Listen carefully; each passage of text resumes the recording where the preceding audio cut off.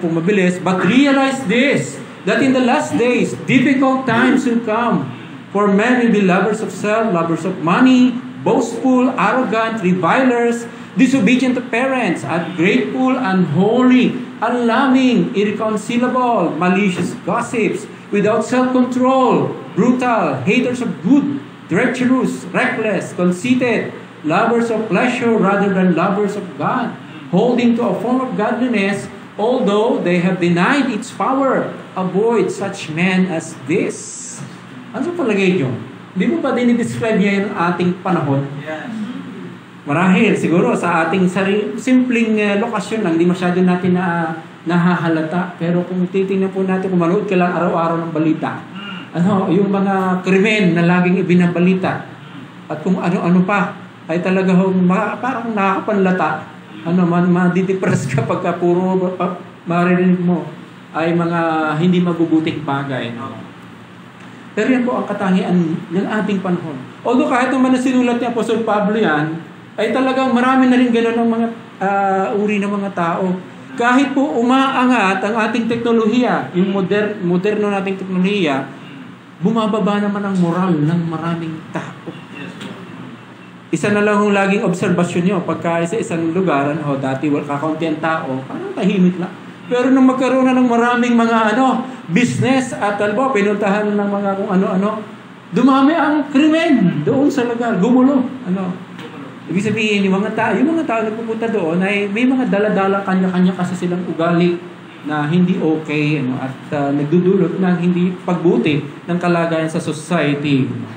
Yan din po ang hinaharap natin bilang mga Kristiyano. Bilang mga anak ng Diyos na nagsisikap po tayo na maging totoo o tapat sa kalooban ng Diyos na ating naunawa. Alam natin marami tayong hamon, ba? Na hinaharap. Bukod pa sa individual nating mga sarili na may mga struggle din tayo sa ating kalooban dahil kahit po tayo bago na kay Kristo, ay yung lumang pagkatao umiiral pa rin. Di ba? Yung mga ugali natin na parang hindi pa rin natin mapagtagumpayan. Yung mga lumang pagkatao na tinatawag na nagpo-cause ng conflict sa ating mga ugnayan sa isa't isa, kahit po sa church. Ilang beses na rin po akong parang nagpipeacemaking sa atin. Pagka may mga magkapatiran, nagkakaroon ng problema sa isa't isa.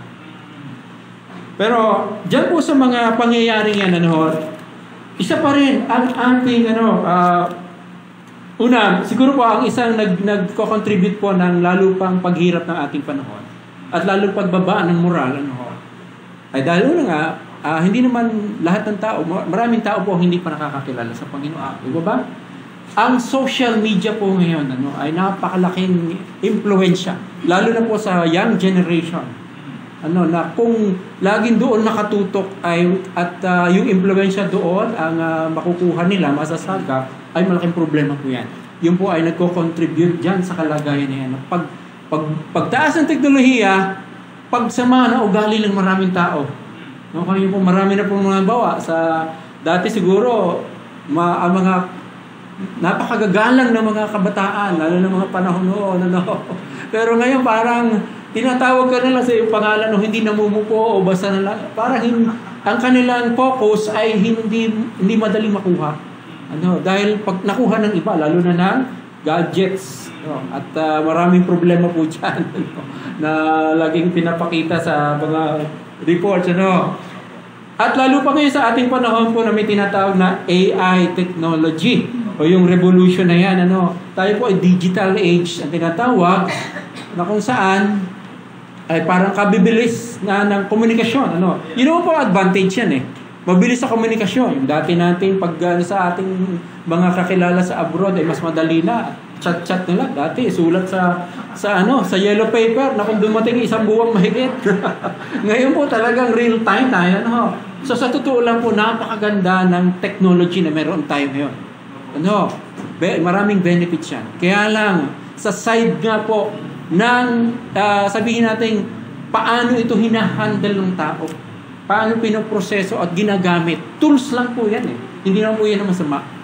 Pero yung mga tao po na walang pagpapasakop sa Diyos, walang pagkatakot sa Diyos, nagagamit po nila yan to their own advantage kahit sa mga krimen. Di ba? Ang dami pong mga scam ngayon, sa online. Bukod pa yung talaga mga nambubudol, napakarami po. Yung pong deception ay rampant sa ating panahon. At ang AI po ay, yan po ngayon ang mataas sa antas ng teknolohiya, na kahit na mga video ngayon, hindi lang mga pictures, ay nagagawa ng paraan na parang totoo, pero hindi pala. Diba? Kaya may makikita kayo, mga sikat na tao na parang nagpo-promote ng products, pero hindi naman pala sila yun, ginamit lamang. Yan po yung uri ng teknolohiya na meron tayo ngayon, na malaking magagamit po yan sa deception. At hindi po naiiba yan, o hindi po tayo dapat magtaka, kasi sabi po ng ating Panginoon sa huling panahon, mag-i-increase ang deception.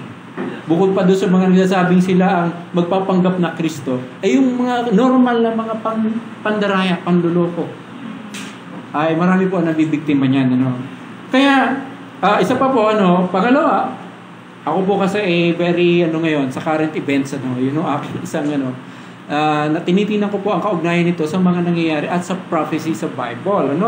Halimbawa, alam niyo po ba na bukod sa may mga plano tayo sa ating buhay, may iba pong nagpaplano para sa buhay natin sa mundo. Una, siyempre ang plano ng Diyos ang pinakamahalaga, pero may iba pa rin po nagpaplano. Mga pinakamayayaman sa buong mundo, pasikreto. At ang kanila pong plano ay pasikreto nga, pero parang maganda sinasabi nila, pero ultimately, makikita natin na hindi mabuti ang magiging dulot. Halimbawa, ito po ay pwede nyo ma-research, ang ating United Nations, saka ang tinatag na World Economic Forum, WEF. Ano plano nila? Of course, in summary na lang, dahil napakarami po. May tinatawag silang Agenda 2030. Ano po yun? Yung po ang naglalaman ng mga United Nations goals, 17 goals na yun. Parang kagaganda ng mga pangalan, gender equality, tapos parang walang na maghihirap, pero kung pakakasuriin niyo po yun, ibig sabihin ng gender equality, o kayo mga LGBT, lahat ng mga, kung ano man gusto mong maging sexual identity.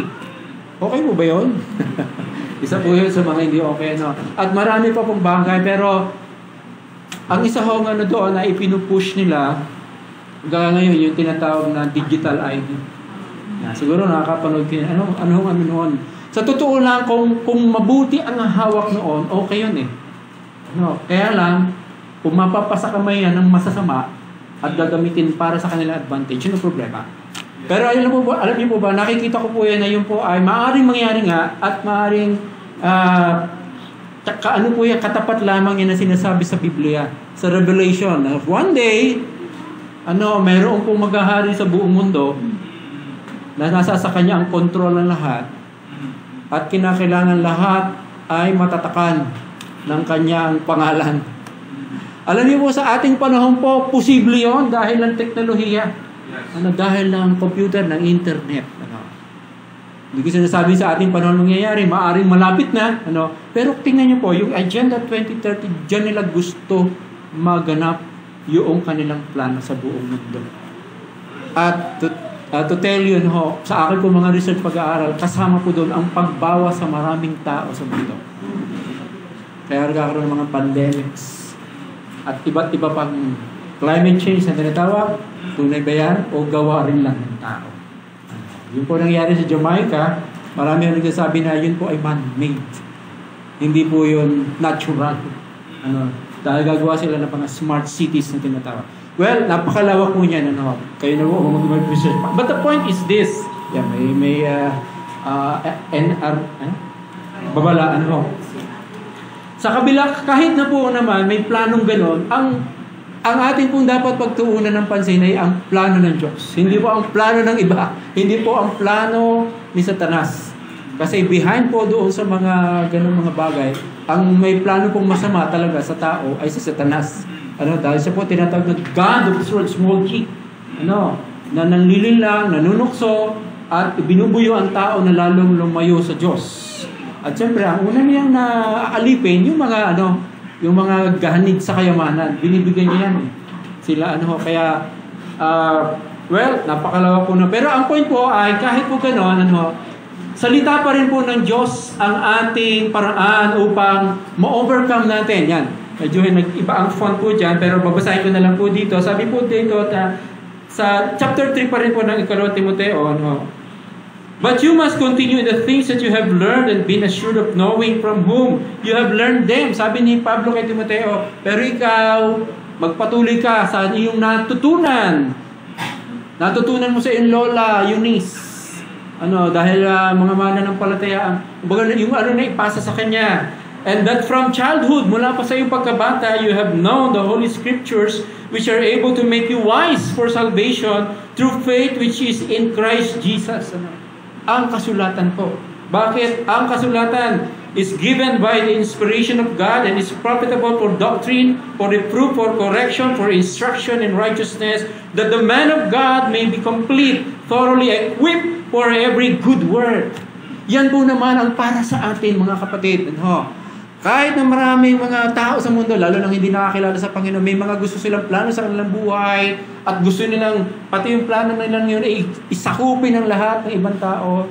Ang plano po ng Diyos ang dapat mangyari sa atin. At ang salita po niya ang ating batayan. So yan po ay nag-describe sa simula ay masasamang pangyayari, ang mangyayari sa huling araw, pero balik po sa salita ng Diyos pa rin tayo. Ito ho ang ating katatagan, ating katiyakan.